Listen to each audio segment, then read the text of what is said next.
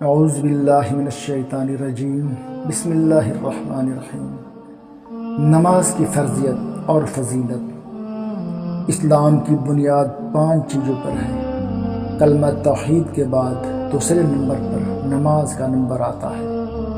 نماز کی فضیلت کا اندازہ آپ اسی بات سے لگا سکتے ہیں کہ اللہ تعالیٰ نے اپنے نبی کو معراج کی رات میں نماز کا تحفہ دیا۔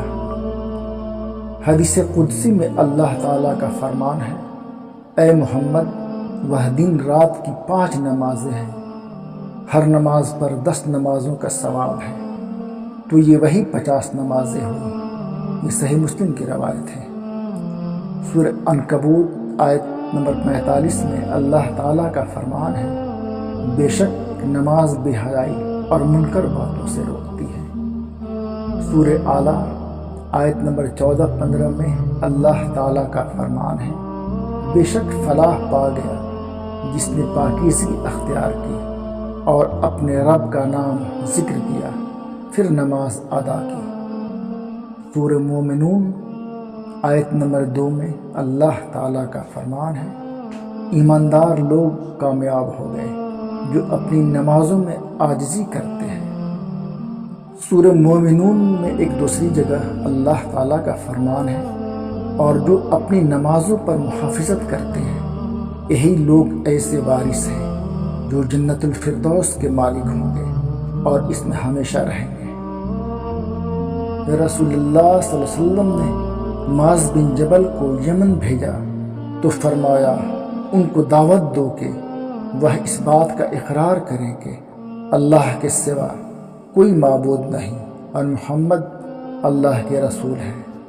اگر وہ یہ بات مان لیں تو ان کو بتاؤ کہ اللہ نے تم پر دن رات میں 5 نمازیں فرض کی ہیں۔ یہ بخاری اور مسلم کی روایت ہے۔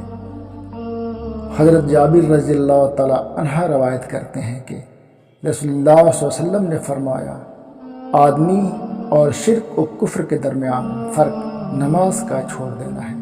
یہ صحیح مسلم کی روایت ہے۔ اس کا صاف اور واضح مطلب یہ ہے کہ اسلام اور کفر کے درمیان نماز دیوار کی طرح حائل ہے۔ دوسرے لفظوں میں نماز کا ترک مسلمان کو کفر تک پہنچانے والا عمل ہے۔ حضرت بریدہ رضی اللہ تعالی عنہ روایت کرتے ہیں کہ رسول اللہ صلی اللہ علیہ وسلم نے فرمایا، ہمارے اور منافقوں کے درمیان عہد نماز ہے، جس نے نماز چھوڑ دی بس اس نے کفر کیا۔ ابن ماجہ اور ترمذی کی روایت ہے۔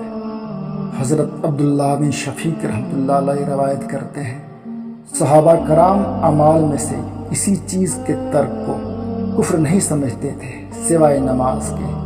یہ ترمذی کی روایت ہے۔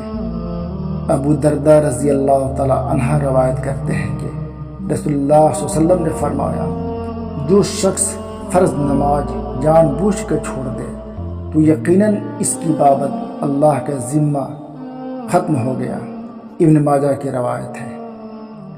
حضرت ابن عمر رضی اللہ تعالی عنہ روایت کرتے ہیں کہ رسول اللہ صلی اللہ علیہ وسلم نے فرمایا، جس شخص کی نماز عصر فات ہو جائے تو گویا اس کا اہل اور مال ہلاک کر دیا گیا۔ یہ بخاری اور مسلم کی روایت ہے۔ یہ تھی نماز کی فرضیت اور فضیلت کے بارے میں اللہ اور اس کے رسول کا فرمان۔ اللہ تعالی ہم مسلمانوں کو ہر مسلک اور فرقہ بندی سے بالاتر ہو کر نماز کو صحیح سنت کے مطابق پڑھنے کی توفیق عطا فرمائے۔ وآخر دعوانا الحمدللہ رب العالمین۔